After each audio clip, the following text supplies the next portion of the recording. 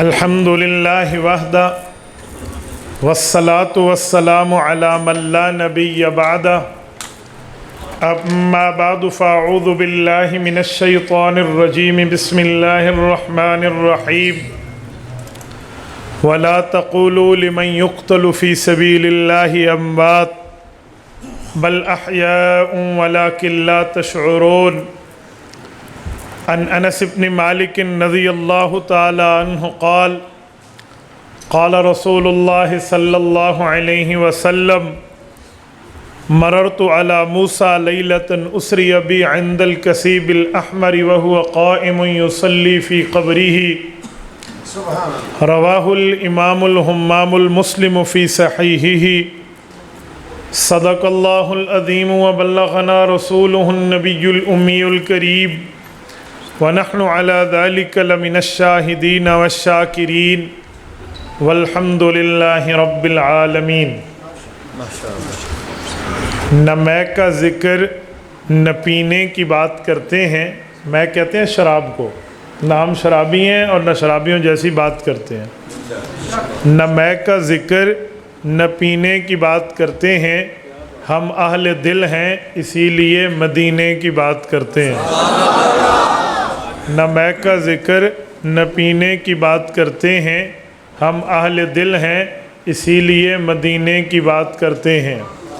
مردہ دل ہیں جو قائل نہیں حیات نبی کے، مردہ دل ہیں جو قائل نہیں حیات نبی کے، ہم لوگ زندہ دل ہیں اسی لیے جینے کی بات کرتے ہیں۔ نہ خدا ان سے راضی نہ مصطفیٰ ان سے خوش، نہ خدا ان سے راضی نہ مصطفیٰ ان سے خوش، جو اصحاب پیغمبر سے کینے کی بات کرتے ہیں۔ معزز دوستو، آج 28 فروری 2021 آپ کے یہاں منڈیالہ ضلع سیالکوٹ میں مولانا کلیم اللہ صاحب کی دعوت پرخلوص پر میں آپ کی خدمت میں حاضر ہوں۔ مجھے اسٹیج سے جو عنوان ملا ہے وہ عنوان ہے عقیدہ حیات النبی صلی اللہ علیہ وسلم۔ یہ عقیدہ ہمارا کس بنیاد پر ہے؟ قرآن کریم، احادیث نبویہ، پیغمبر کے صحابہ، امت کا اجماع اس کے بارے میں کیا کہتا ہے؟ میرے دوستو، میں ایک بات ابتدا میں بڑی کھلی اور بڑے وضاحت سے کہہ دینا چاہتا ہوں۔ عقیدہ حیات النبی ہم اس بنیاد پر گفتگو نہیں کرتے کہ ہمیں کسی کو جلانا ہے، ہم اس بنیاد پر بات نہیں کرتے ہم نے کسی کو نیچا دکھانا ہے یا ہم نے کسی پر رد کرنا ہے، بلکہ ہم اس بنیاد پر بات کرتے ہیں کہ عقیدہ حیات النبی ہمارا عقیدہ ہے۔ یہ میں اس لیے کہہ رہا ہوں کہ کوئی نمبر بنانے کے لیے بعد میں کہہ دے اجی ساڈے تے رد ہویا، اسی تواڈے تے رد نہیں کرنا، اسی اپنا عقیدہ دسنا ہے، ساڈے عقیدے تے دلائل کیڑے نے۔ یہ میں واضح کر رہا ہوں۔ کیوں؟ جب ہم بات کرتے ہیں تو کچھ لوگ سمجھے جو ہمارے خلاف ہے، ہم نے ویلیو ہی نہیں دینی اس بندے کو جس نے شریعت میں رسول اللہ اور اللہ کی بات نہیں ماننی۔ نہ بابا نہ، اتنی میں ویلیو کسی اس کی نہیں رکھتا دشمن خدا اور دشمن مصطفیٰ کی کہ اپنی سنجیدہ محفل میں کسی کا ذکر کرتا پھروں۔ ہم یہاں اللہ کی بات کریں گے، اللہ کے رسول کی بات کریں گے۔ یہ کیوں کہا ہے؟ اسی لیے کہا ہے کہ جب ہم کہتے ہیں نا کہ رسول اللہ صلی اللہ علیہ وسلم آخری نبی ہیں، آپ علیہ السلام کے بعد نیا نبی پیدا نہیں ہوگا، تو یہ نہ سمجھا کریں کہ ہم نے مرزائیوں کی وجہ سے عقیدہ اختیار کر لیا ہے۔ جی نہیں، ہمارا مرزائیوں سے کوئی لینا دینا نہیں ہے۔ مرزائی ہوں تب بھی حضور آخری نبی ہیں، نہ ہوں تب بھی حضور آخری نبی ہیں۔ ہم عقیدہ ختم نبوت قرآن اور شریعت کی وجہ سے رکھتے ہیں، ہمیں مرزائیوں سے کوئی لینا دینا نہیں ہے۔ اسی طرح حضرت ابوبکر صدیق رضی اللہ تعالیٰ عنہ کو امت خلیفتہ بلا فصل مانتی ہے، رسول اقدس صلی اللہ علیہ وسلم کا جانشین مانتی ہے، صدیق کو خلافت کا اہل سمجھتی ہے۔ ہم روافض کے انکار کی بنیاد پہ نہیں سمجھتے، بلکہ اسی لیے صدیق کو پہلا خلیفہ سمجھتے ہیں کہ ہمیں شریعت نے بتایا ہے۔ ہم کسی کی وجہ سے نہیں رکھتے، عقیدے کسی کی وجہ سے نہیں رکھے جاتے، اللہ کی وجہ سے رکھے جاتے ہیں۔ اسی طرح عقیدہ حیات النبی ہے. کوئی مماتی سمجھ جائے جی میری وجہ سے ان نے بیان کیا ہے. حیثیت کیا ہے اس شخصیت کی جو پیغمبر کی ذات کے بارے میں نظریہ 2 نمبر رکھے. ہم نے اسے سنجیدہ محفل میں ویلیو نہیں دینی کہ ہم اس پر ڈسکس کرتے پھریں، بلکہ ہم نے اپنا عقیدہ اس لیے رکھا ہے کہ ہمیں شریعت نے بتایا ہے. یہ میں ذہن سے بخار نکال دیتا ہوں. بعض اوقات ذہنوں میں بخار ہوتا ہے نا کہ جی ہماری وجہ سے ذکر ہوا ہے. جی نہیں، یہ یوں نہیں ہے. یہ اسی لیے ذکر ہوا ہے کہ ہم نے کلمہ جس نبی کا پڑھا ہے، اللہ موت کے وقت بھی اسی کا کلمہ عطا فرمائے، اور اللہ کل قیامت میں اسی نبی کا ساتھ عطا فرمائے. ہم اس بنیاد پر بات کر رہے ہیں. اب توجہ رکھنا، عقیدہ حیات النبی 3 لفظ ہیں. عقیدہ عقدہ سے نکلا ہے. عقدہ کہتے ہیں گرہ کو. یہ تسبیح ہے. تسبیح کے جب دانے پورے ہو گئے اوپر ایک گرہ لگائی گئی ہے، اسے کہتے ہیں عقدہ. تو عقیدہ عقدہ سے بنا ہے. اس کا معنی ہوتا ہے ایسی مضبوط گرہ جو شریعت کے لیے دل میں لگا لو. حیات النبی، حیات کا معنی لائف، زندگی. نبی messenger of the our God, ہمارے اللہ رب العزت کا نمائندہ، یہ نبی کہلاتا ہے. ہمارے نبی کی وہ زندگی جو وفات کے بعد ہے، اس پر عقیدہ کیا ہے؟ یہ ہے عقیدہ حیات النبی. اب یہ کیا ہے؟ ڈسکس اس کے کیوں کرتے ہیں؟ عنوان کیوں بناتے ہیں؟ ہم اس پر دلائل کیوں دیتے ہیں؟ ذرا توجہ رکھنا.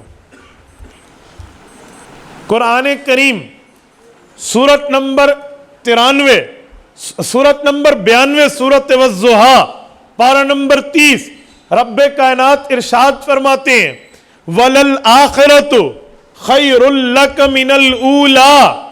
میرے پاک پیغمبر، آپ کا میرا وعدہ ہو گیا، آپ کو بعد کی زندگی ایسی دوں گا جو پہلے کی زندگی سے بہتر ہوگی. قرآن کریم نے یہ وعدہ دیا ہے، اللہ نے یہ بات فرمائی ہے. تو حضور پاک علیہ الصلوۃ والسلام کی حیات کے متعلق نظریہ قرآن کریم کی اسی آیت کے تحت ثابت ہے. سوال کرنے لگا ہوں، جب دنیا میں بندہ آئے تو دنیا سے جاتا ہے، اس پر انتقال کے احکام پورے ہوتے ہیں، اسے موت کی کیفیت سے دوچار ہونا پڑتا ہے، اسے وفات آتی ہے، وہ دنیا چھوڑ جاتا ہے.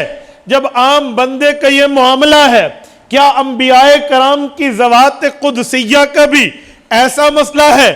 جی ہاں، انبیاء کرام بھی دنیا میں ایک وقت مقررہ تک زندہ سلامت رہتے ہیں. جب وہ وقت آ جاتا ہے جو ان کے انتقال کا ہوتا ہے، ان کی وفات حسرت آیات کا ہوتا ہے، تو اللہ رب العزت انہیں اپنے پاس بلا لیتے ہیں.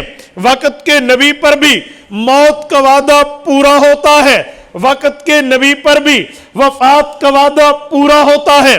وہ وفات پا کے انتقال کر کے دنیا کو چھوڑ کے قبر میں تشریف لے جاتے ہیں. اب بھئی آگے کیا ہوگا؟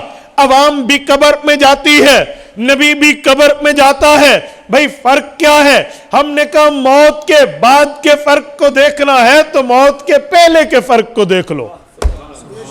مثلا دنیا میں دیکھتے ہیں، ایک نبی کی ذات ہے، ایک امتی کی ذات ہے. جو معاملہ امتی کا ہے وہ معاملہ نبی کا نہیں ہے، جو معاملہ نبی کا ہے وہ معاملہ امتی کا نہیں ہے. صحیح بخاری جلد اول کتاب الصلاۃ حدیث پاک ہے، اللہ کے رسول فرماتے ہیں انی ارا خلفی کما ارا بین یدیا. اے میرے صحابہ، اللہ نے مجھے یہ معجزہ دیا ہے، جب میں نماز شروع کرنے لگتا ہوں تم میری اقتداء میں میری کمر کے پیچھے اللہ اکبر کر کے نماز با جماعت پڑھتے ہو تو رب العزت میری پیچھے یہاں سر مبارک کی بینائی یوں کھول دیتے ہیں. انی ارا خلفی، میں تمہیں پیچھے سے یوں دیکھ رہا ہوتا ہوں کما ارا بین یدیا، جیسے آگے دیکھ رہا ہوتا ہوں. صحیح کتاب، صحیح روایت، یہ وہ کتاب جسے پڑھ کے ہر مولوی سر پہ دستار فضیلت رکھتا ہے. اللہ کے رسول نے فرما دیا.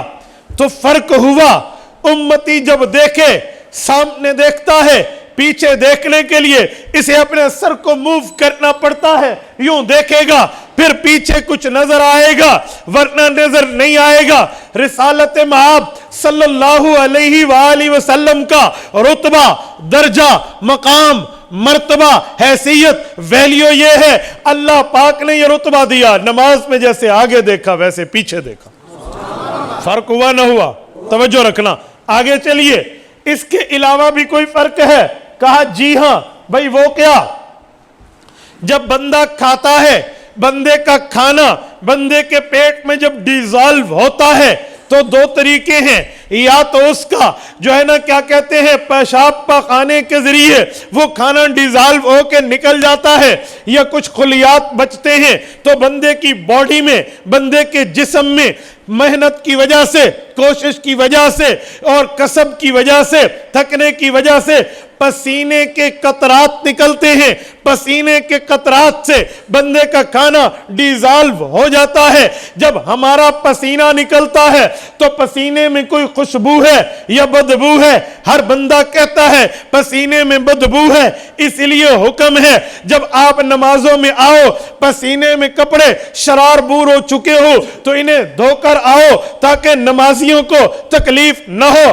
اسی بنیاد پہ کہ پسینے میں بو ہے، لیکن آئیں سرکار دو عالم کی ذات اقدس پہ شمائل المحمدیہ امام ابو عیسیٰ ترمذی رحمہ اللہ کی یہ جامع ترمذی کے آخر میں شمائل محمدیہ کے نام سے کتاب موجود ہے۔ حضرت براء بن عازب، حضرت انس بن مالک رضی اللہ عنہما راوی ہیں، فرماتے ہیں ما شممت اطیب من عرق رسول اللہ، ہم نے اللہ کے رسول کے پسینے کو محسوس کیا، واللہ ہماری زندگیاں گزر گئی لیکن ہم نے کبھی کسی خوشبو میں ایسا اثر نہیں دیکھا جو پیغمبر کے پسینے میں تھا۔ فرق ہوا، اب کھانا ہم نے بھی کھایا، ڈیزالو ہوا، پسینے میں بدبو ہے، کھانا نبی نے کھایا، ڈیزالو ہوا، اس پسینے میں خوشبو ہے۔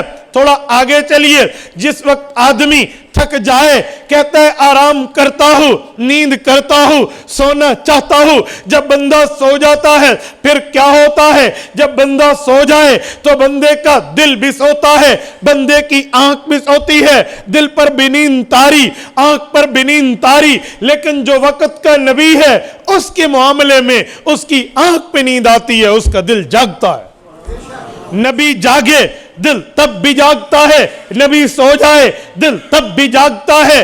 آپ کہیں گے مثال دیں، میں قرآن کریم کی وہ مشہور و معروف آیت سے استدلال کرنے لگا ہوں جو آیات آپ نے ہر وقت عید الاضحیٰ میں سنی اور پڑھی ہوں گی۔ حضرت ابراہیم علیہ السلام وقت کے جلیل القدر پیغمبر ہیں، رات کو سوئے ہیں، خواب دیکھا ہے، صبح اٹھے ہیں، یا بنیا انی ارا فی المنام انی اذبحک فانظر ماذا ترى، بیٹا میں نے خواب دیکھا ہے، میں تجھے ذبح کر رہا ہوں، بتا اب تیرا کیا نظریہ ہے؟ بیٹے نے جواب دیا سیال کوٹ کے غیرت مند مسلمانوں، دل کی کھڑکیوں تک میرے اس جملے کو راستہ دینا، بیٹا بتا تیرا کیا خیال ہے؟ بیٹے نے جواب دیا یا ابت افعل ما تؤمر، ابو اللہ کے حکم کو پورا کر لو۔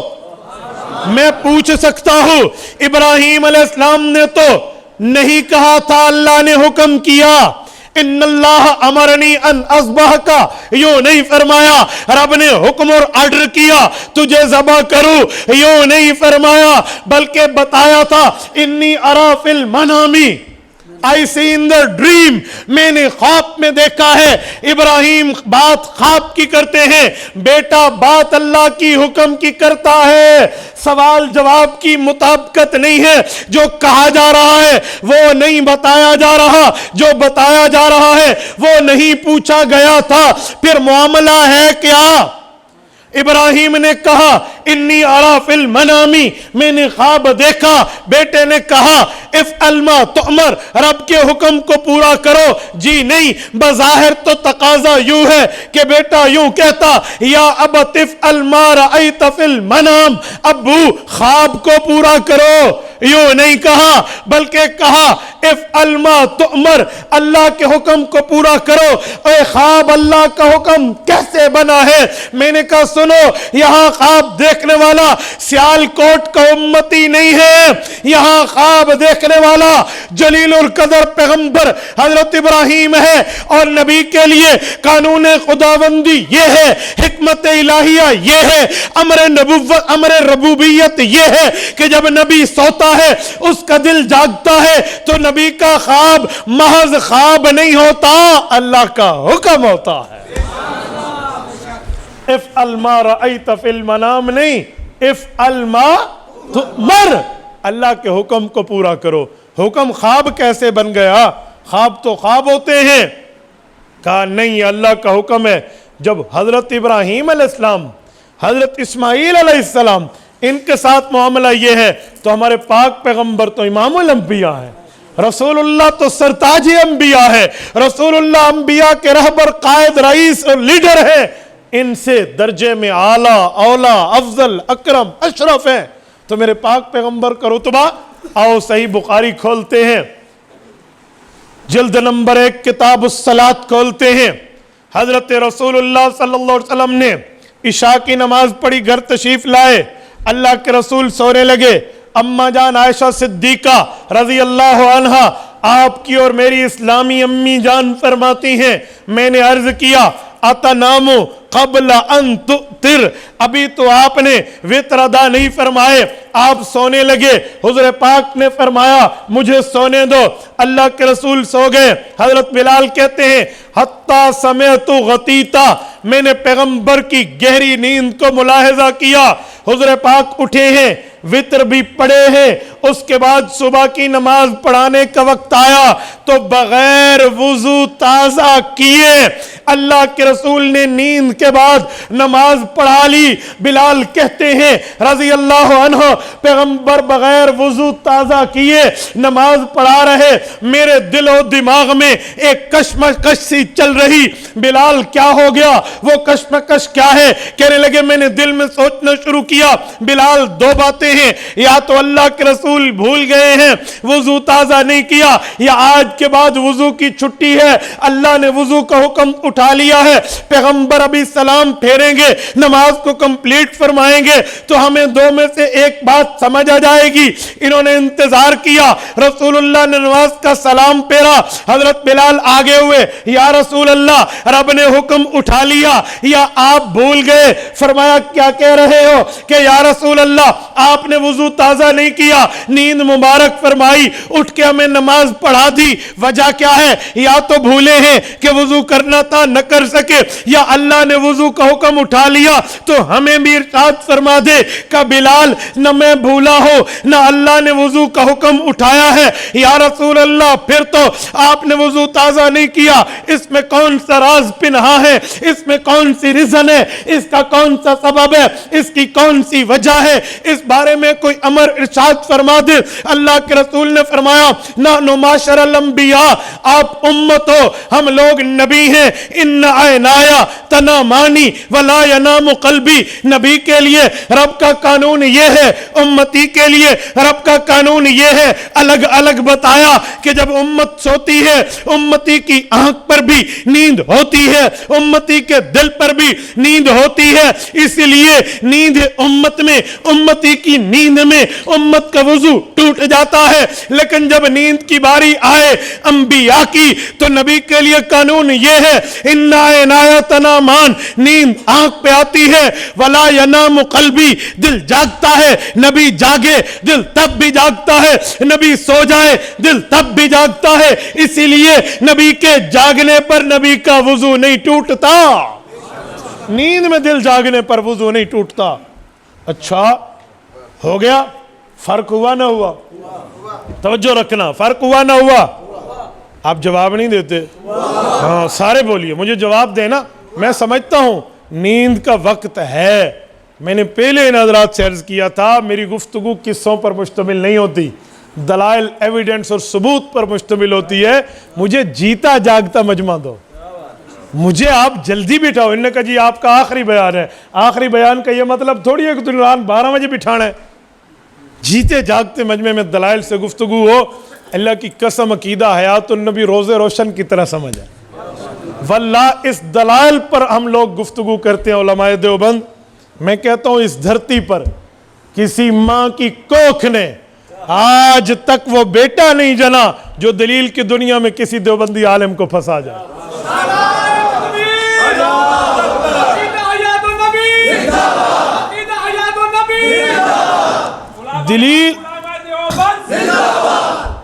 دلیل کی دنیا میں بات کی جائے نا تو بات سمجھ آتی ہے، واللہ ایسے سمجھ آتی ہے جیسے 2 اور 2 4 سمجھ آتے ہیں.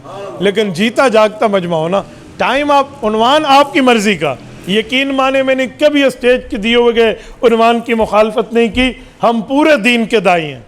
ہمارے تبلیغ جماعت کے حضرات کہتے ہیں نا کہ پورے دین پر عمل کرنے میں کامیابی ہے یا ادھورے پر؟ بولیے نا، پورے پر. تو ہم پورے دین کے دائی ہیں. آپ کے عقیدہ عظمت صحابہ پہ بولے میں اس پہ بولوں گا، آپ کے عقیدہ توحید پہ بولے میں اس پہ دلائل دوں گا، آپ کے عقیدہ رسالت پہ بول میں اس پر بات کروں گا، سیرت کے میں اس پر کروں گا، عقیدہ ختم نبوت کے اس پر، اور عقیدہ حیات النبی تو کہے تو اس پر. ہمارا کوئی ایک عنوان نہیں ہے، پورا دین ہمارا عنوان ہے. لیکن بات تب جب آپ وقت تو میرا پسندیدہ دینا. جب میں دلیل پہ بات کر جاؤں گا آپ کے لوگوں نے کیا کہنا ہے، مولوی کلیم اللہ بندے تھے، واہ واہ گفتگو کی دیا، مزہ آ گیا. صبح کوئی پوچھے نا مولوی آکھا کی ہے تو میں نے وہ یاد کری، گلاں تو بڑے اچھے کیتے سن، گلاں بڑے اچھے کیتے سن. تو یہ حال ہوتا ہے. اس لیے جیتے جاگتے مجمع میں بات کریں. آپ بس مجھے صرف جواب دیں. جواب دیں گے نا؟ فرق ہوا نہ ہوا؟ ایک فرق مزید بھی لیجئے. سرور کائنات صلی اللہ علیہ وآلہ وسلم نے یوں زندگی گزاری. صحابہ اور امت کا فرق، نبی اور امتی کا فرق، معاملات کے درجات کا فرق. اچھا تھوڑا آگے چلتے ہیں. جب وفات کا وقت آتا ہے، پیغمبر پر وعدہ موت پورا ہوتا ہے، نبی پاک پر وفات کا وقت آیا، تو کیا وفات کے احکام و معاملات میں بھی امتی اور نبی کا فرق ہے؟ جی ہاں فرق ہے. بعد المشرقین کا فرق ہے. کتنا فرق ہے؟ آؤ چلیں. قرآن کریم سورت نمبر 39 سورت زمر آیت نمبر 331 اٹھائیے.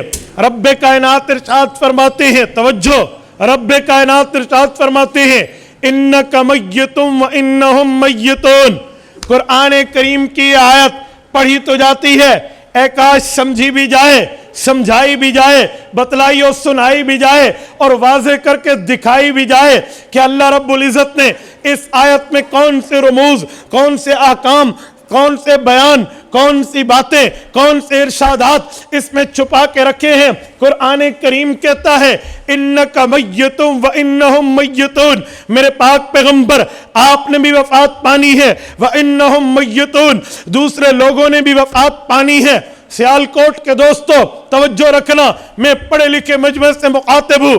آپ ذرا ایک بات پہ غور کرنا. رب نے فرمایا انک میت و انہم میتون. فوت آپ نے بھی ہونا ہے، فوت باقی لوگوں نے بھی ہونا ہے.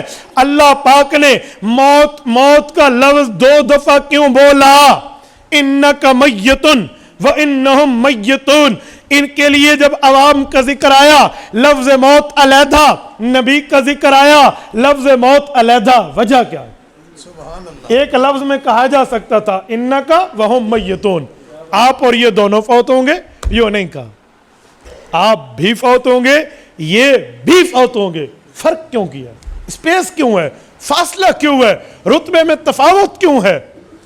قرآن کریم کا اصول یہ ہے کہ اگر ایک آیت سمجھنی ہو تو اس طرح کی 1-2 آیات اور دیکھو. کیا ادھر بھی رب العزت نے وہی قانون فالو فرما کر امت کو بتایا ہے؟ آؤ ایک آیت اور کھول لیتے ہیں. سورت نمبر 12 سورت یوسف کو کھول لو. رب کائنات نے ادھر بھی امت اور نبی کا فرق کر کے ایک جملہ فرمایا.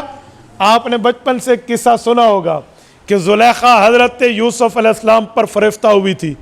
زلیخا حضرت یوسف علیہ السلام پہ دل کھو بیٹھی تھی. زلیخا حضرت یوسف علیہ السلام کے عشق میں مبتلا ہو گئی تھی اور کیا نہیں کرنے کا سوچ لیا تھا. معاملات اس کے پیش نظر تھے. ہوا کیا تھا؟ میں ایک جھلکی دے کر یہ علیحدہ امت اور نبی کے فرق پہ آتا ہوں. وقت یہ ہے حضرت یوسف علیہ السلام کے سامنے زلیخا ہتھیار ہار بیٹھی، عشق میں مبتلا ہو گئی. قرآن کریم کہتا ہے قد شغفہا حبا، خالی محبت نہیں ہے، محبت میں ایسے مصروف ہوئی جیسے جسم کے ہر رونگٹے اور ہر بال نے بھی یوسف سے پیار کرنا شروع کر دیا ہو۔ زلیخا اپنے عشق کے سامنے ہتھیار ڈال بیٹھی، اب مجھے کرنا کیا ہے؟ حق تھا پیغام نکاح بھیجو، لیکن پیغام نکاح تب بھیجتی جب وہ کنواری ہوتی، یہ تو شادی شدہ اور میرڈ ہے، یہ پیغام نکاح کیسے بھیجے؟ اب تو تجھے نہیں چاہیے، تو دوسرے غیر محرم پہ نظر رکھ، تو نظر کیوں رکھ رہی ہے؟ نظر تو محرم پہ جائز نہیں ہے، غلط نظر غیر محرم پہ جائز کیسے ہوگی؟ لیکن وہ اپنے دلوں کے ہاتھوں مجبور ہے۔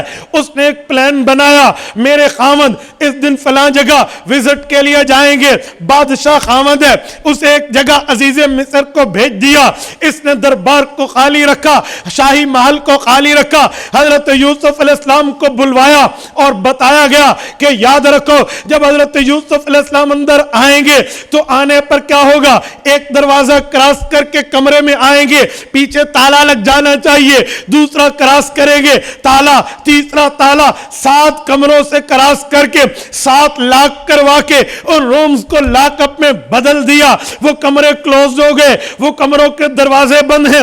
اب یوسف علیہ السلام گویا اس کے نعوذ باللہ چنگل میں یہ ڈالنے پر تیار بیٹھی ہے، جب ادھر آ گئی اور یوسف علیہ السلام کو کہتی ہے قالت حیت لک، آ قریب آ جا، یہ وقت ہے مجھے اپنی قربت دے دے۔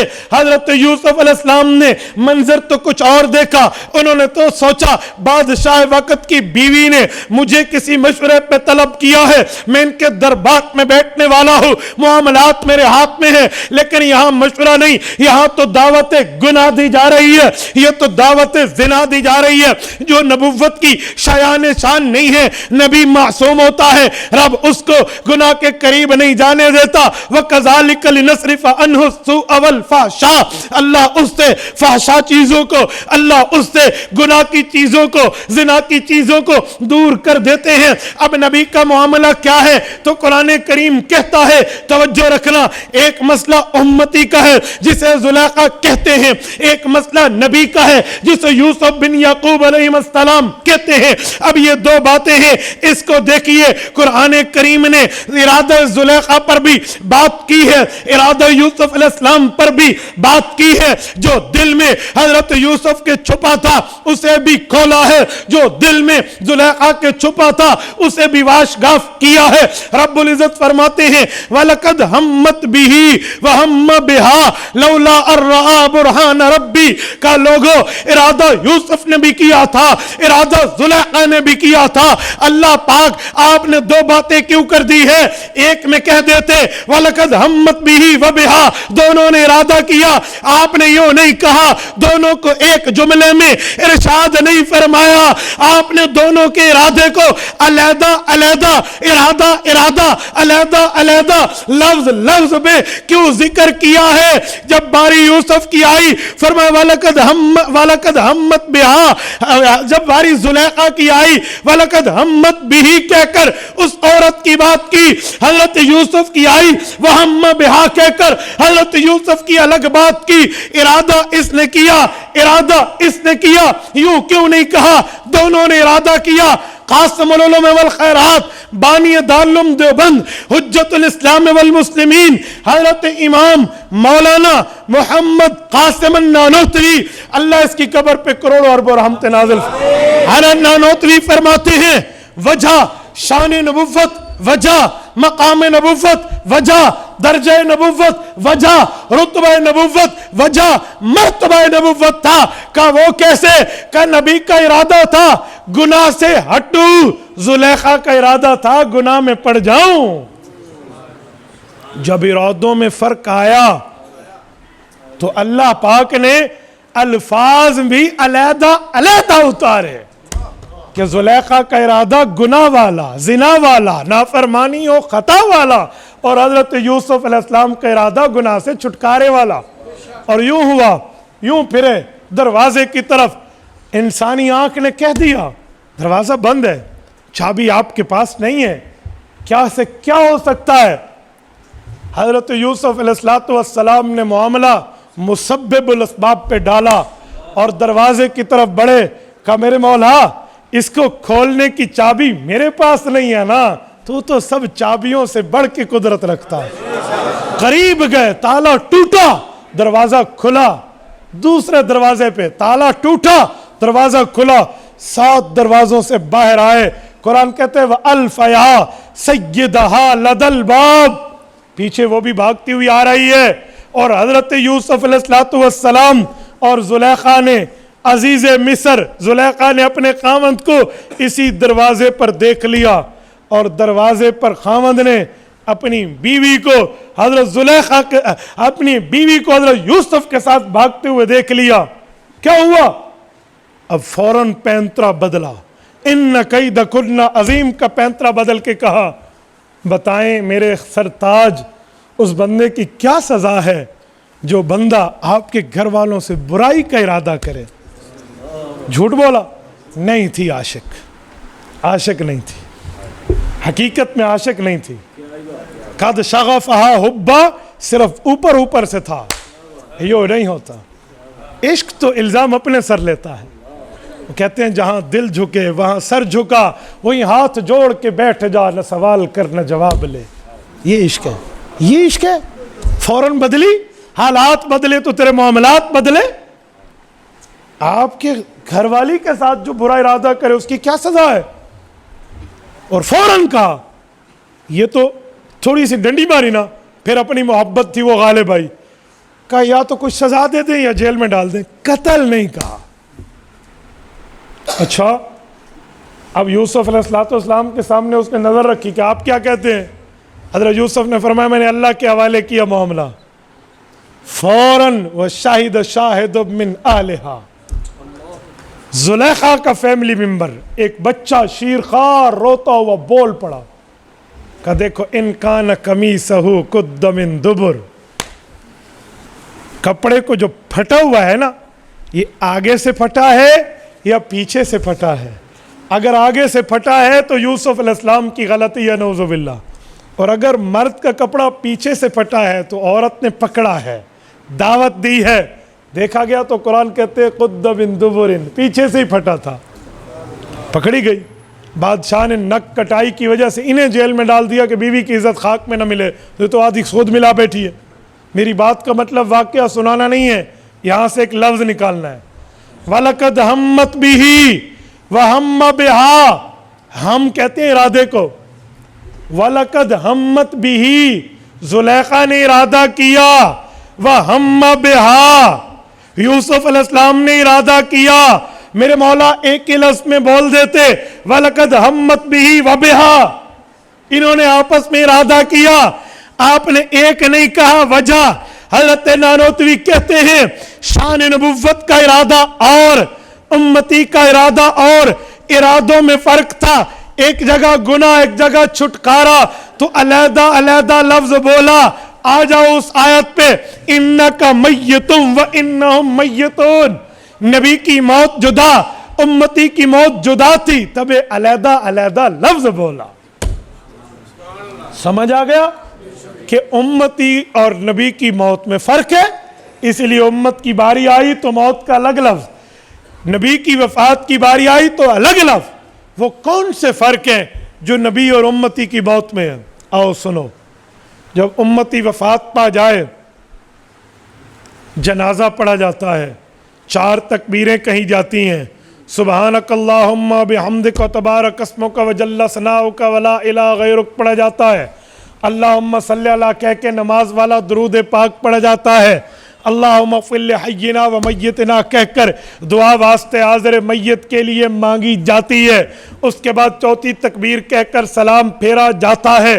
ایک امام ہوتا ہے، ایک مقتدی ہوتا ہے، امام بھی جنازے کا، مقتدی بھی جنازے کے، اس کے بعد کہتے ہیں جلدی کرو بابا جلدی کرو، اسے قبرستان لے جاؤ، پہنچا دیا جاتا ہے، اس میں لیٹ کرنا بھی جائز نہیں۔ رب کے رسول نے فرمایا بے نکاحی کے جوڑ کا شوہر ملے، نکاح لیٹ نہ کرو، نماز کا وقت ہوئے اسے قضا نہ کرو، اسی طرح جنازہ تیار ہو جائے تاخیر نہ کرو، فوراً لے جاؤ۔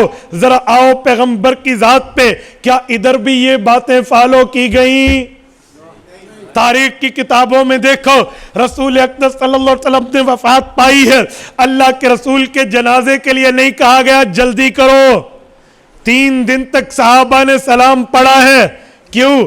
عام بندے کے جسم پھٹنے کا خطرہ ہے، نبی کا جسم محفوظ ہوتا.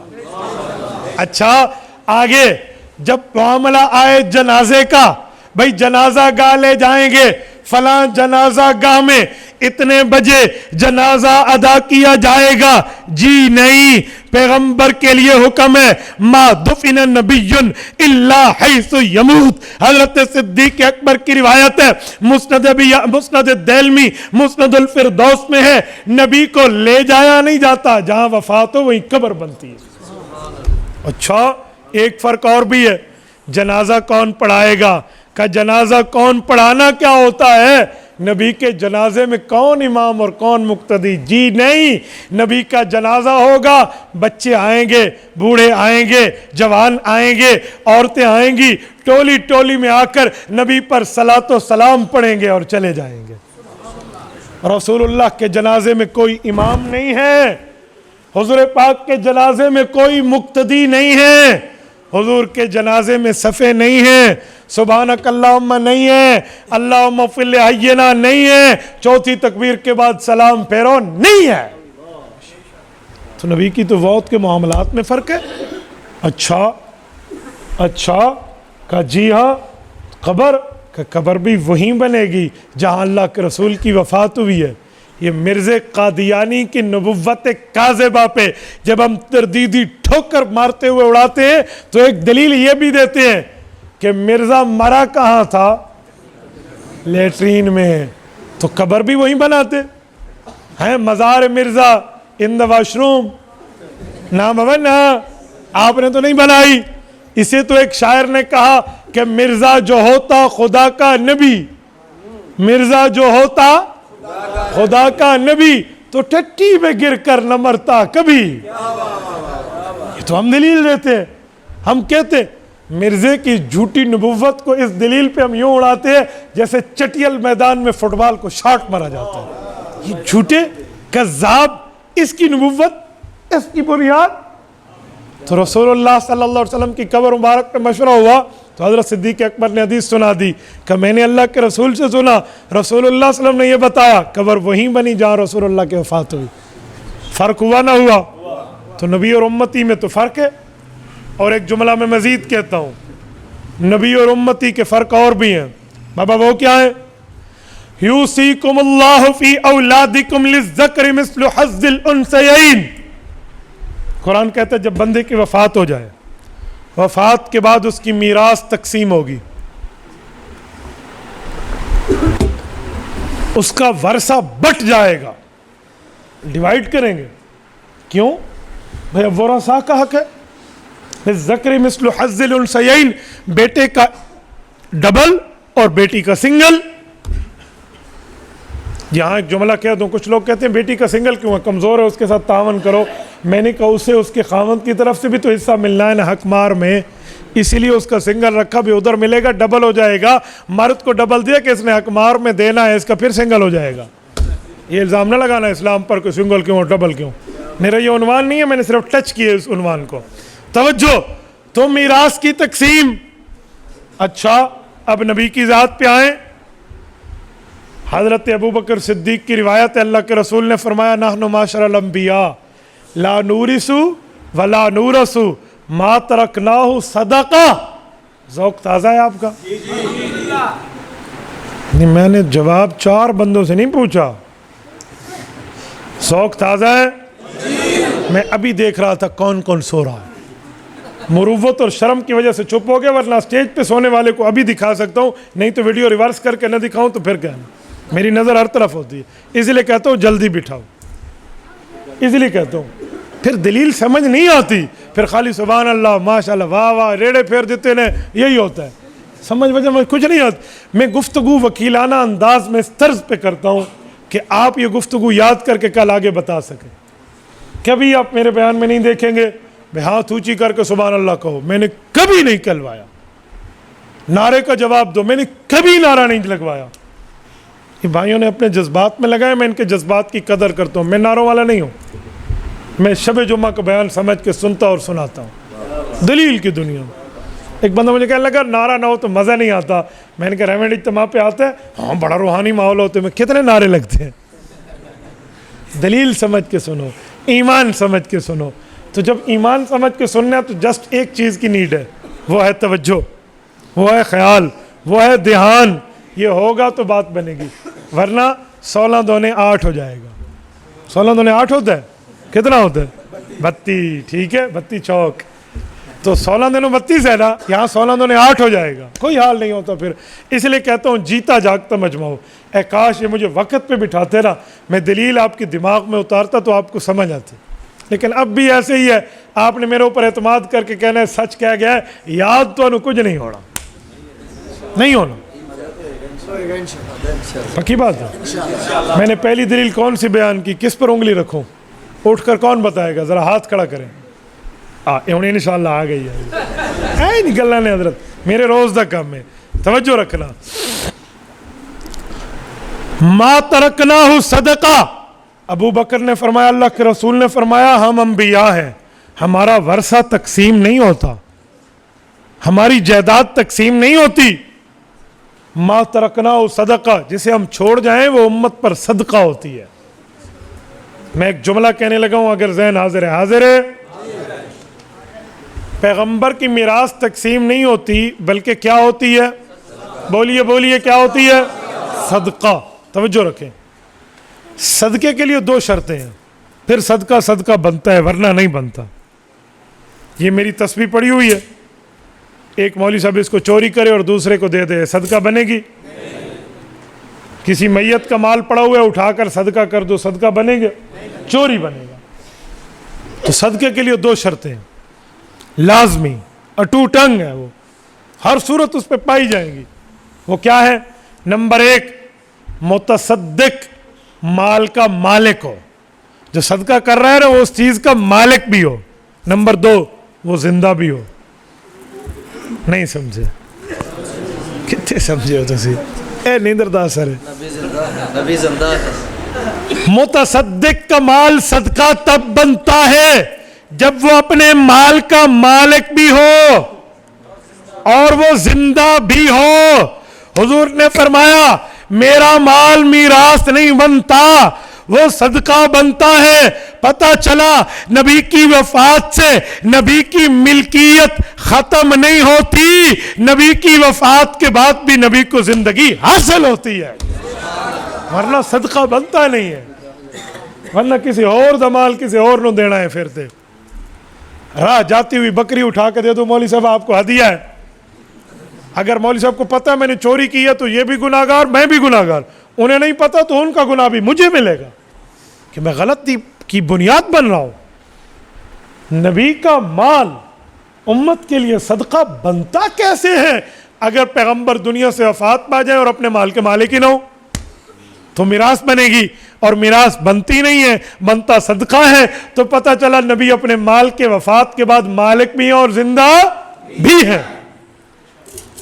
حضرت ابوبکر صدیق نے بتایا، ٹھیک ہے فرق ہو گیا۔ اسی طرح کئی فرق ہیں جو امتی اور نبی میں ہیں، تو جب اس میں فرق ہے تو نبی کی حیات جو قبر مبارک میں ہے وہ بھی امتی اور نبی کی فرق میں ہے۔ آپ کہیں گے کیسے؟ جب امتی قبر میں جاتا ہے، قرآن کریم میں ہے، سورۃ ابراہیم آیت نمبر 27 میں ہے، یثبت اللہ الذین آمنوا بالقول الثابت فی الحیات الدنیا وفی الآخرہ۔ قرآن کریم کہتا ہے ہم مومن کو 2 جگہ کلمہ طیبہ پہ ثابت قدم رکھتے ہیں۔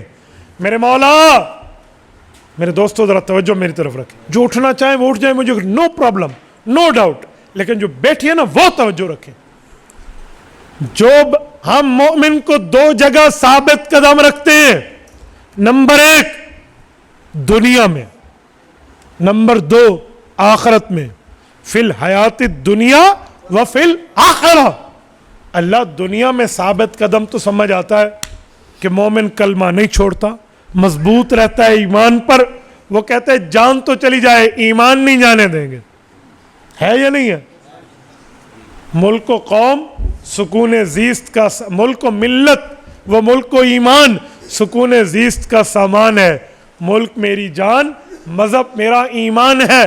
ملک پر کر دوں فدا اپنی ساری زندگی، لیکن مذہب پر میرا ملک بھی قربان ہے نا. تو ایمان ہے. دنیا میں رب فرماتے ہم ثابت قدم رکھتے ہیں، وفی الآخرہ آخرت میں بھی ثابت قدم رکھتے ہیں. صحیح حدیث ہے پیغمبر علیہ السلام کی. حضرت براء بن عازب کہتے ہیں جب آیت اتری اور اللہ نے فرمایا دنیا میں ثابت قدم آخرت میں ثابت قدم، تو صحابہ نے فوراً پوچھا یا رسول اللہ دنیا میں ثابت قدم ہونا تو سمجھ آتا ہے، آخرت میں ثابت قدم ہونے کا مطلب چھ معنی دارت کیا ارشاد ہے؟ آخرت میں کیا قیامت میں؟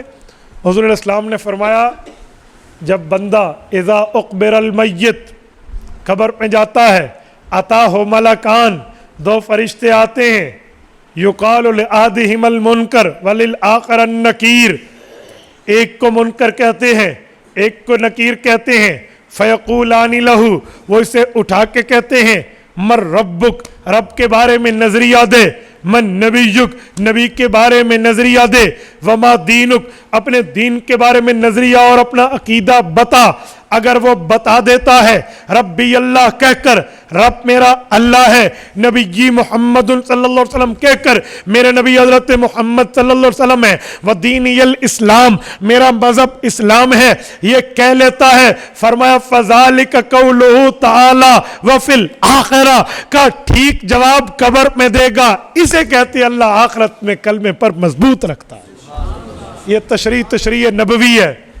تو عام بندے کا تو یہ مسئلہ ہے کہ قبر میں اللہ پاک اسے یہ زندگی بھی دیتے ہیں اور کلمے پر سوالات و جوابات کے مضبوط بھی رکھتے ہیں. لیکن نبی کا معاملہ کیا ہے؟ پیغمبر سے تو کوئی قبر کے سوالات و جوابات نہیں ہیں، یاد رکھیں. کوئی نبی سے سوال جواب نہیں ہے. سوال وہ کرے امتحان لینے کے لیے جو اعلیٰ ہو. نبی کی ذات کے، خدا کی ذات کے بعد نبی سے اعلیٰ ہے کون؟ ہے کون؟ یا صاحب الجمال و یا سید البشر من وجهک المنیر لک نور القمر لا يمکن الثناء کما کان حقہ بعد از خدا بزرگ تو ہی. قصہ مختصر.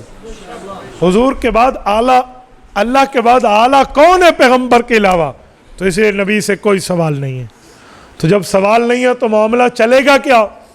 حضرت ابو بکر صدیق نے پیغمبر علیہ السلام کی وفات پر اپنے خطبے والی حدیث میں ارشاد فرمایا ہے، یہ صحیح بخاری جلد نمبر 1 صفحہ نمبر 517 کتاب المناقب، قدیمی کتب خانہ کراچی کے چھاپے کی 22 سائٹ کے صفحے پہ حضرت اماں جان عائشہ صدیقہ رضی اللہ عنہ کی روایت موجود ہے.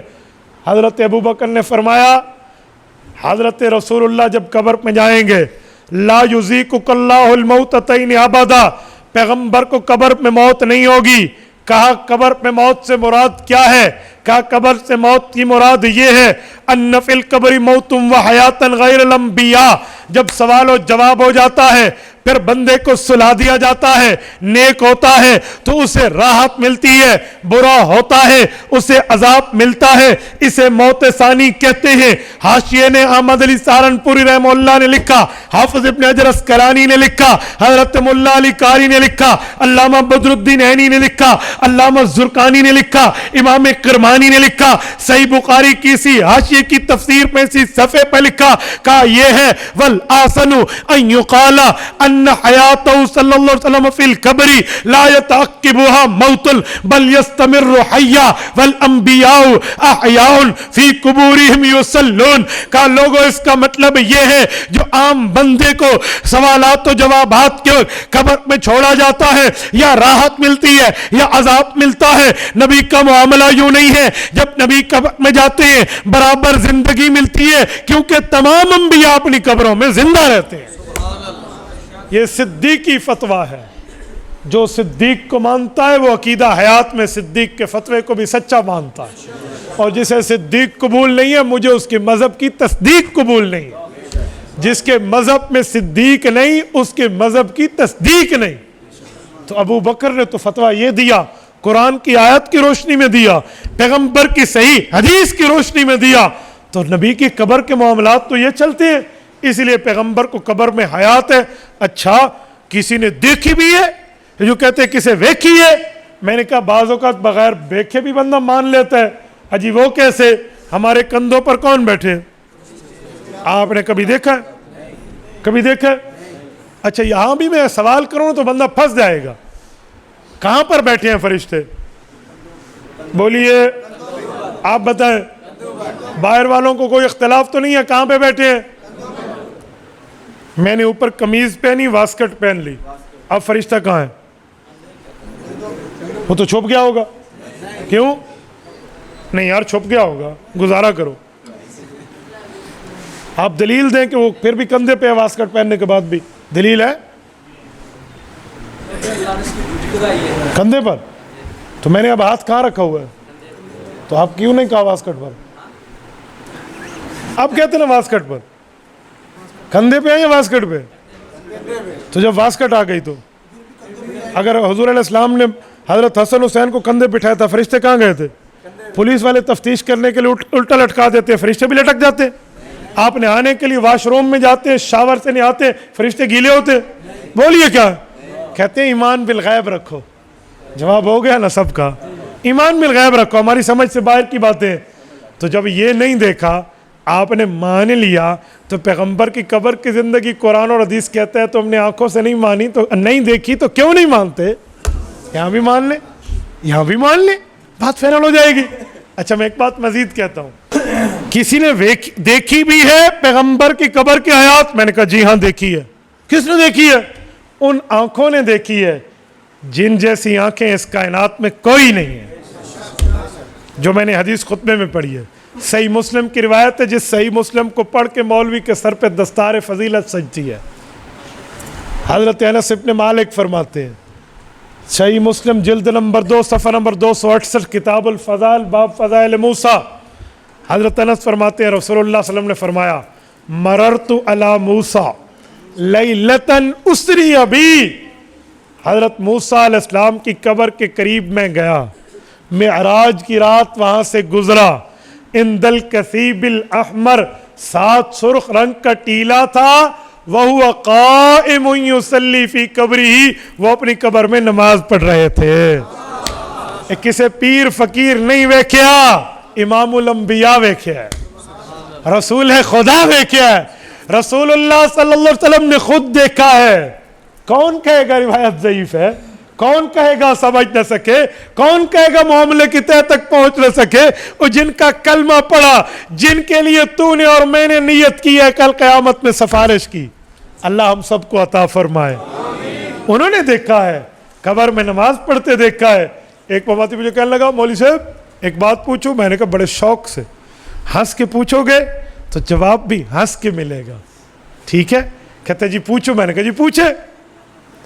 وہ آسمان پہ ایک قبر تھی, ادھر حضرت رسول اللہ نے حضرت موسیٰ کو دیکھا تھا. میں نے کہا میرے بھائی دو باتیں, قبریں آسمان پہ ہوتی ہیں یا زمین پہ ہوتی ہیں؟ کوئی قبریں آسمان پہ بھی ہیں تو نئی دریافت ہے یار. یہ تو ناسا نے بھی آج تک یہ تحقیق نہیں کی جو تم نے کر دی ہے. یہ مریخ سے اوپر کی باتیں ہیں. قبریں آسمان پہ ہوتی ہیں. حدیث میں ہے کہ قبر کو پکا نہ بناؤ. آپ نے کبھی دیکھا ہے بجری, ریت اور سیمنٹ کے ٹرک اوپر جا رہے ہو؟ پکا بنانا جو منع ہے. یہ جو کہتے ہیں قبریں آسمان پہ, میں تیرا دماغ خراب ہے. نمبر 2, تیرے اس جھوٹ کا جواب بھی اس حدیث میں موجود ہے. اجی وہ کیسے؟ میں نے کہا اللہ کے رسول نے فرمایا عند الکثیب الاحمر, جس قبر میں حضرت موسیٰ نماز پڑھ رہے تھے 7 سرخ رنگ کا ٹیلا تھا. ٹیلے زمین پہ ہوتے, آسمانوں پہ نہیں ہوتے. ورنہ آسمان تے ایک ٹبے نو ثابت کر دے, یہی بڑی تحقیق ہونی ہے. پھر دے وکھا بھی اتنے ایک ٹیلا ہے. اور خدا کے بندے ٹیلے زمین پہ ہوتے ہیں. حضور نے فرمایا زمین پہ ٹیلا تھا, حضرت موسیٰ علیہ السلام نماز پڑھ رہے تھے. تو حضور نے دیکھا ہے. تو اسی لیے اہل سنت والجماعت مانتے ہیں قبر مبارک کی زندگی ہے. تو اسے کہتے ہیں عقیدہ حیات النبی, وفات کے بعد قبر کی زندگی. آیت بھی پڑھ دی اور حدیث بھی. ایک جملہ آگے چلیں. آپ سے کچھ لوگ پوچھیں گے پیغمبر قبر میں زندہ, آپ کہیں گے زندہ. تو وہ کہے گا عام بندہ قبر میں زندہ, آپ کہیں گے زندہ. وہ کہے گا شہید قبر میں زندہ, آپ کہیں گے زندہ. وہ کہے گا پھر تو سارے برابر ہو گئے, آپ کہنے نہیں. दुनिया में भी शहीद जिंदा था, नबी जिंदा थे, सहाबी जिंदा थे, मुसलमान जिंदा थे, गैर मुस्लिम भी जिंदा थे, इनकी जिंदगियां बराबर थी। अबू जाल की जिंदगी लानत वाली, पैगंबर की जिंदगी रहमत वाली। तो कब्र में काफिर बेईमान जिंदा है, डंडे पड़ रहे हैं उसको, और मुसलमान भी जिंदा है, उसको राहत मिल रही है। शहीद जिंदा है, मजे में है, नबी जिंदा है, नमाज में फर्क है। अच्छा, एक बंदा आपसे कह रहे इस फर्क की कोई मिसाल दे दो, तो बहुत आसानी से आप दे सकते हैं। देखो ये हमारा चेहरा है, हमारे चेहरे पर 4 जिंदगियां मौजूद हैं, तवज्जो रखना। नंबर 1 चेहरे पर बाल की जिंदगी, नंबर 2 रुखसार की जिंदगी, नंबर 3 आंख की पुतली की जिंदगी, नंबर 4 अंदर के दिमाग की जिंदगी। बाल की जिंदगी कैसे बढ़ रहा, रुखसार की जिंदगी कैसे महसूस कर रही, आंख की जिंदगी कैसे देख रही, दिमाग की जिंदगी कैसे सोच रही। अब समझ कैसे आएगा, फर्क कैसे पता चलेगा, तवज्जो रखना। दाढ़ी का बाल जिंदा, इसे मट्टी लगाओ, तकलीफ होती है? कैंची से मुट्ठी के बाद काट लो, तकलीफ होती है? मैंने मुट्ठी इसलिए कहा है कि कोई कहेगा मौलवी ने वैसे कपड़ की गल की है। नहीं बाबा, ठीक है, मुट्ठी से आगे काटना जायज है ना। आप काट लें, तकलीफ होगी? तवज्जो रखना। चेहरे पर दाढ़ी का बाल जिंदा, न मट्टी से तकलीफ, न कैंची से तकलीफ। थोड़ा आगे चले रुखसार पर, रुखसार पे मट्टी लगाएं, तकलीफ है? मट्टी लगाने से तकलीफ होती है? और कैंची से काटे तो? अब फर्क आ गया, इधर दोनों में तकलीफ नहीं थी, इधर एक में थी। जरा आगे चले, आंख जिंदा, मट्टी डालें फिर भी तकलीफ, कैंची मारें फिर भी तकलीफ, लेकिन हवा लगती है, देखते हैं, तकलीफ नहीं है। ठीक है, इधर दोनों में तकलीफ नहीं थी, इधर एक में थी, इधर दोनों में थी। थोड़ा आगे चले, दिमाग में मट्टी तो दूर रही, कैंची तो दूर रही, हवा भी चली जाए अंदर वाले ब्रेन में तो तकलीफ होती है। फर्क हो गया? इधर दोनों में तकलीफ नहीं, इधर एक में, इधर दोनों में, इधर किसी चीज से भी तकलीफ है। जिंदा सब हैं, तकालीफ में, महसूसियत में फर्क है। काफिर भी कब्र में जिंदा, नबी भी कब्र में जिंदा, शहीद भी कब्र में जिंदा, और इस तरह आम उम्मती भी जिंदा। फर्क देखना हो तो चेहरे पर 4 जिंदगियों के फर्क को देख लो। एक बंदे ने मुझे कहा ये तो मिसाल है। मैंने कहा मैंने मिसाल दी है, तू तोड़ के दिखा दे, मैं तेरे हाथ चूम लूंगा। दलील तो दूर रही, आप उलमा देवबंद की मिसाल तोड़ने की हिम्मत नहीं कर सकते, दलील तोड़ना तो दूर रही। तो मैंने जो दलीलें दी उसको मिसाल से समझाया। एक शख्स ने एक दिन पूछा मौलाना सवाल, मैंने कहा बड़े शौक से, नबी पाक कब्र में जिंदा? मैंने कहा जी जिंदा। पक्की बात? मैंने कहा जी पक्की बात। तो हुजूर अलैहिस्सलाम की उम्र कितनी है आपसे पूछेंगे तो क्या जवाब होगा? कितने साल? 63 साल। वो कहेगा फंस गए। मैंने कहा जी ये किसी और बच्चे को जाकर के फंस गए। निकाल अपनी पिटारी से वो सांप जो उलमा देवबंद से काबू नहीं होता, फंस गए। दिखा क्या बात है? कहने लगा जब कब्र में जिंदा है ना तो 1400 साल से जिंदा है, तो अब कहो हमारे नबी की उम्र 1463 साल है। खाली 63 क्यों कहते हो? हालांकि ये बात झूठ है। 63 साल जिंदगी है, मुराद दुनिया वाली होती है, कब्र वाली नहीं होती। तो मैंने उसे कहा अच्छा पुत्र हाथ दिखाना। मैंने कहा तेरी उम्र कितनी है? एक जवाब तू भी दे दे। 30 साल। मैंने कहा कोई सबूत? कहते ये लो शनाख्ती कार्ड, 1990 में पैदा हुआ हूँ, 2010 हो गया, 2010 में 20 साल हो गया, 2020 में 30 साल हो गए, ये शनाख्ती कार्ड। मैंने कहा नहीं झूठ है। कहते क्यों? मैंने कहा तेरी उम्र 30.5 साल है। मौलवी साहब एन ठोक दे मैं तो शनाख्ती कार्ड दिखा देते हैं, मेरी 30 साल उम्र है। मैंने कहा शनाख्ती कार्ड दिखाने के बाद भी तू झूठ बोलते है, तेरी 30.5 साल है, कोई सबूत है? मैंने कहा बड़ा सबूत है, बड़ी दलील है, अभी तू अपनी ज़बान से मानेगा कि मैं सच कह रहा हूँ, तूने 6 माह उम्र छुपाई है। अच्छा। मैंने कहा हाँ, ये सही बुखारी जिल्द अव्वल किताबुल अंबिया बाब बदिल खल्क حضرت ابن مسعود کی روایت، اللہ کے رسول نے فرمایا ماں کے پیٹ میں بچہ چوتھے مہینے میں ہوتے روح پڑ جاتی ہے. چوتھا مہینہ شروع ہوتا ہے تو کیا پڑ جاتی ہے؟ آؤ گنو، چوتھا، پانچواں، چھٹا، ساتواں، آٹھواں اور 5 اور 1 6. 6 مہینے ماں کے پیٹ والے، 30 سال دنیا والے، 6 ماہ ماں کے پیٹ والے، 30.5 سال عمر ہے. جھوٹ بولتے ہیں؟ مجھے کہا لگا مولانا ماں کے پیٹ والی عمر دنیا کی عمر میں شامل نہیں ہوتی. میری عمر 30 سال ہے. میں نے کہا دنیا میں پیغمبر کی عمر 63 سال تھی، قبر میں 1463 سال گزر گئے ہیں، اس لیے قبر والی بھی دنیا میں شامل نہیں ہوتی. نبی کی عمر 63 سال ہے. تو بات کر تو جائز ہے، علماء حق بات کریں تو جی یوں نہیں ہو سکتا، بات ماننی پڑے گی. پھر ایک بندہ بڑے زور تم تراک سے آ کر ایک دن میری گفتگو مجھے کہہ رہا تھا ایک بات پوچھو. قبر میں ہوا نہیں جا سکتی، آکسیجن اتنے لیول کا وہ پوری اپنی آکسیجن اور کاربن ڈائی آکسائڈ اور 4-5 گیسوں کی ترتیبیں، پتہ نہیں ہمیں کوئی فزکس کے اور سائنس پڑھا رہا تھا. میں نے کہا پھر A10 مسئلہ کیڑا ہے A10. کہنے لگا قبر میں سانس نہیں چل سکتا، ایک لمیٹیشن ہوتی ہے، فلاں ہوتی ہے، اس لیے قبر میں زندگی نہیں ہو سکتی. بہت چھوٹی جگہ ہے. میں نے کہا بات سن، سوال پورا کر پھر میری بات سننا. میرا سوال پورا ہو گیا. میں نے کہا اب خاموش سے میری بات سننا. قبر کا پیٹ بڑا ہے یا ماں کا پیٹ بڑا ہے؟ تو کہتا ہے قبر کے پیٹ میں زندگی نہیں ہے، بند ہے. ماں کے پیٹ میں کیا زندگی ہے؟ بندہ 9 ماہ زندہ رہتا ہے. جی اللہ رکھتا ہے. تو میں نے کہا پیغمبر میں بھی نبی کو اللہ نہیں رکھا ہے. آپ نے مثال دی ہے، دلیل دے. میں نے کہا قربان، جب تو سوال کر رہا تھا تو نے دلیل دی تھی. تو مثال دے، آکسیجن اتنی، لیول اتنا، لمیٹیشن اتنی، تو تیری بات ایکسیپٹیبل ہے، ہماری نہیں ہے. کیوں؟ تیرے پاس 10 روپے جو ہے وہ میرے خیال میں پاکستان کے اور میں نے ہندوستان کے رکھے ہوئے ہیں. عقل نو ہاتھ لا گل ہو کر جڑی کرن والی ہے. ایک اور سوال میں نے کہا جی پوچھے. کہتے آپ کہتے ہو انبیاء قبر میں نماز پڑھتے ہیں. میں نے کہا جی بڑے شوق سے. سوال پوچھو. میں نے کہا جی وضو کہاں سے کرتے ہیں؟ بات پوری کہ جی پوری. میں نے کہا ذرا آپ جگر سنبھال کے بیٹھا، میری باری آئی ہے. ایک بندہ غسل کرے، غسل سے وضو ہو جاتا ہے یا نہیں ہو جاتا؟ ہو جاتا. پیغمبر علیہ السلام کو جو صحابہ نے قبر میں رکھا تھا، غسل دے کے یا بغیر غسل کے؟ نہیں سمجھے. غسل دے کے یا بغیر غسل کے؟ میں نے کہا وہ وضو آج تک برقرار ہے. ٹوٹنا تو دکھا دے، کرنا میں دکھا دوں گا. چل بسم اللہ. ٹوٹنا دکھا بول صاحب دکھا دوں گا. میں نے کہا بڑے شوق سے. کرنا میں بھی دکھا دوں گا.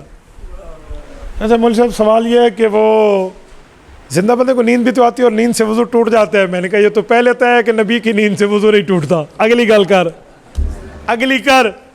انا عینایا تنامانی ولا ینام قلبی، نیند میں میری آنکھ سوتی ہے، دل جاگتا ہے. تو نبی کے دل جاگنے میں وضو دنیا میں نہیں ٹوٹتا تھا، قبر میں کیسے ٹوٹے گا؟ قرآن کہتے ہیں وَلَلْآخِرَةُ خَيْرٌ لَكَ مِنَ الْأُولَىٰ، دنیا سے بہتر آخرت کی زندگی ہے، وہاں کیسے ٹوٹے گا؟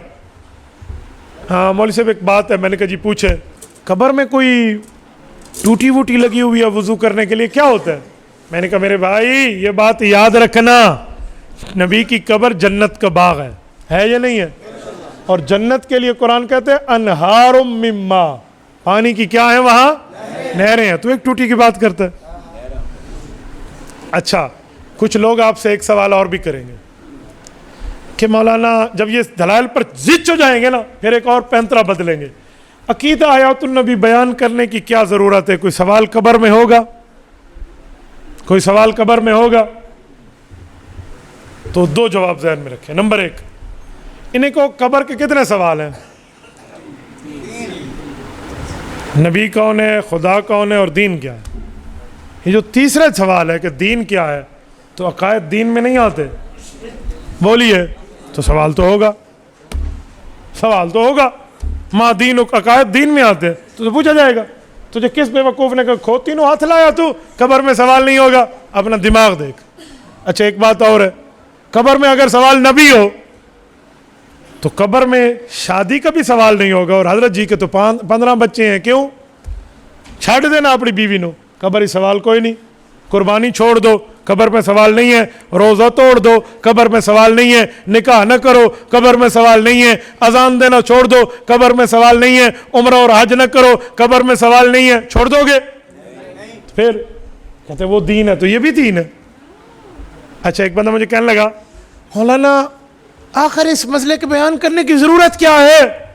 میں نے کہا 1957 میں جس نے انکار کیا ہے اس سے پوچھ کے انکار کی ضرورت کیا ہے؟ ہم تو اپنا جواب دے کر اپنا عقیدہ بتا رہے ہیں۔ یہ مثال ایسی ہے، ایک آدمی کے گھر چوری ہوئی، چور مال لے کر جا رہے تھے، مالک مکان اپنا مال کھینچ رہا تھا، ظالمو چوری نہ کرو، تو ایک اور آیا، وہ کہنے لگا کیوں لڑتے ہو، فساد ہوگا، دے دو اس کو مال۔ ٹھیک کہا ہے اس نے کہا بے وقوف اس کو کہا جو چوری کر رہا ہے کہ تو چوری کیوں کر رہا ہے، تو مالک کو پٹیاں پڑھا رہا ہے کہ بھئی اسے مال دے دے۔ انکار مماتیت نے کیا ہے۔ علماء اہل سنت تو 1400 سال سے عقیدہ رکھ کے آ رہے ہیں، کوئی آج کی بات تھوڑی ہے، 1400 سال سے آ رہے ہیں، انکار انہوں نے کیا۔ ہمیں کہتے ہیں جی جھگڑو نہیں، اور جی اس سے پوچھ انکار کیوں کرتا ہے؟ سبھی ہی مجھ سے کہتے ہیں کہ رکھ نیچی نگاہ اپنی، سبھی ہی مجھ سے کہتے ہیں کہ رکھ نیچی نگاہ اپنی، کوئی ان سے نہیں کہتا نہ نکلو یوں آیا ہو کر۔ سبحان اللہ، ہمیں آپ ترغیب اور پٹیاں لگا کر بیٹھے ہوئے ہیں۔ بھئی میں تو اس عقیدے کی جنگ لڑ رہا ہوں جو اللہ کے رسول نے امت کو دیا ہے، جو صحابہ نے بتایا ہے۔ ایک ڈاکو راستے میں ڈاکہ مارے تو ڈاکو کی انسلٹ کر، تو الٹا پٹی مالک کو پڑھا رہا ہے۔ خدا کے بندے کچھ تو سمجھنا چاہیے۔ اور ایک بات میں مزید آپ کی خدمت میں کہوں میرے دوستو، عقیدہ حیات النبی عشقی عقیدہ ہے، عشقی عقیدہ ہے۔ ادھر سے پڑھو درود پاک، کون لے جائیں گے حضور تک؟ اور حضور کی قبر پہ پڑھو، کون سنے گا؟ آقا خود سنیں گے۔ یہ لاہور قریب ہے، میانی قبرستان میں جائیے، امام الہدیٰ حضرت مولانا احمد علی لاہوری کی قبر پر اب کروڑوں اربوں رحمت نازل فرماتے۔ حضرت فرماتے تھے جب مدینہ منورہ جاتے نا، حضور کے روضے پہ ٹھہرتے تو فرماتے یہاں مختلف کام ہیں جو کرنے کے ہیں۔ نمبر 1 کیا ہے؟ حضور کے اوپر درود و سلام پڑھو، سلام پیش کرو۔ نمبر 2 7 شیخین کی خدمت میں سلام پیش کرو۔ نمبر 3 جن لوگوں نے تمہیں کہا ہے میرے سلام دے دینا، ان کے سلام پہنچاؤ۔ نمبر 4 دعا کی درخواست کرو، اور ایک کام اور بھی کرو۔ کہ وہ کیا؟ کہ ابو طالب اپنے شفیق چچا کے پاس اللہ کے رسول گئے اور فرمایا میرا چچا کلمہ پڑھ لے۔ کہا یہ لوگ بیٹھے ہیں میرے اوپر ہنسیں گے کہ بھتیجے پہ پڑھ لیا۔ کہا چاچو میرے کان میں پڑھ لے، میں اکیلا گواہ تیرے کلمے کا کل قیامت میں کافی ہو جاؤں گا۔ تو کہا وہ نہ پڑھے تو تم حضور پاک کے روضے کے سامنے ایک بار کلمہ پڑھ کے اپنے نبی کو اپنے ایمان کا گواہ بنا دینا کہ یا رسول اللہ آپ صادق اور امین ہیں۔ اللہ اکبر، آپ صادق اور امین ہیں۔ آپ کی صداقت و امانت و دیانت کے قائل تو آپ کے دشمن بھی تھے، دشمن بھی کہتا تھا آپ صادق بھی ہیں، امین بھی ہیں، سچے بھی ہیں، امانت دار بھی ہیں۔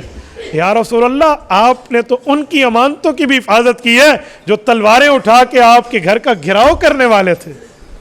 آپ نے اس رات بھی علی المرتضیٰ رضی اللہ عنہ کو اپنے بستر پہ سلا کے کہا علی ان کی امانتیں ان کے واپس کر کے مدینہ آنا، آپ تو اتنے امین ہیں۔ یا رسول اللہ میں کلمہ پڑھ رہا ہوں اور آپ کو اپنے ایمان کا گواہ بنا رہا ہوں، اور آپ کی شریعت بتاتی ہے جب کوئی اچھا کام کرو تو کم از کم اس پہ گواہ کتنے ہونے چاہیے؟ 2، اور وہ 2 گواہوں کا نصاب بھی اسی روزے میں پورا ہے۔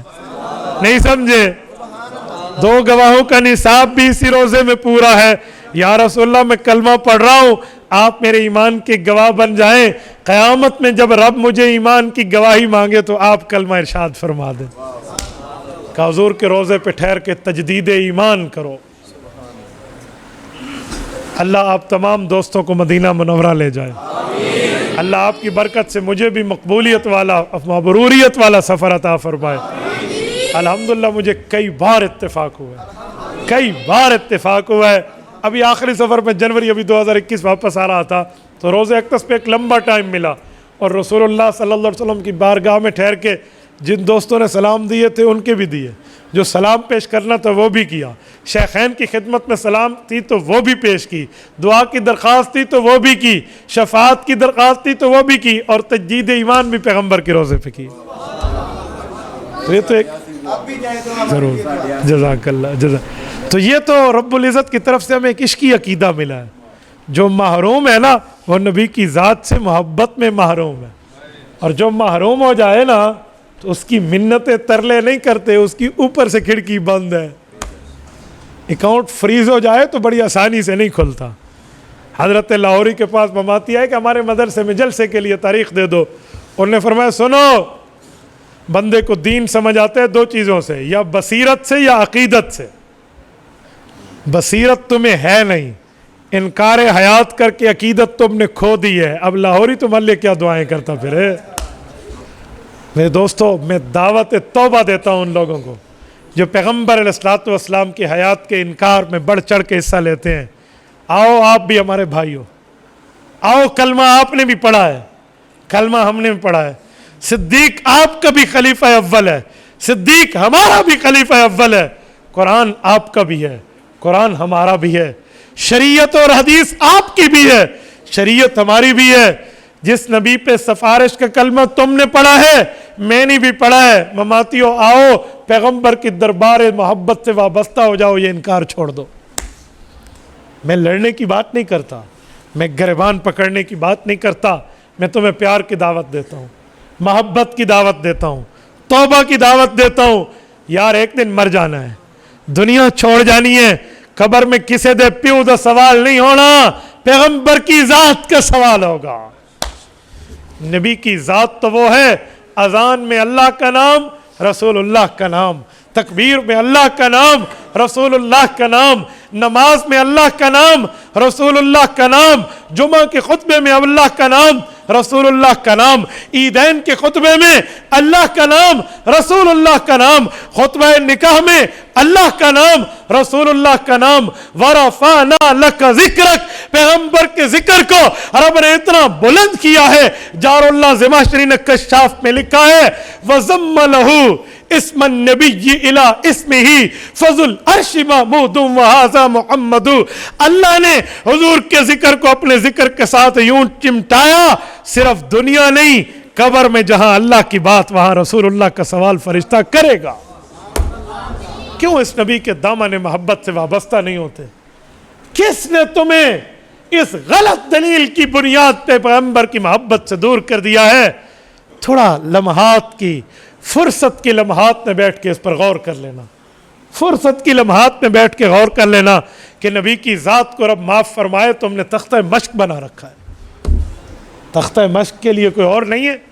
کبھی ہم نے آپ کے منہ سے نہیں سنا کہ فرعون قبر میں مردہ ہے، جس قبر میں وہ پڑا ہے جس ممی میں اس کا کہہ دیتے، قارون مردہ ہے، حامان مردہ ہے، نمرود مردہ ہے، شداد مردہ ہے۔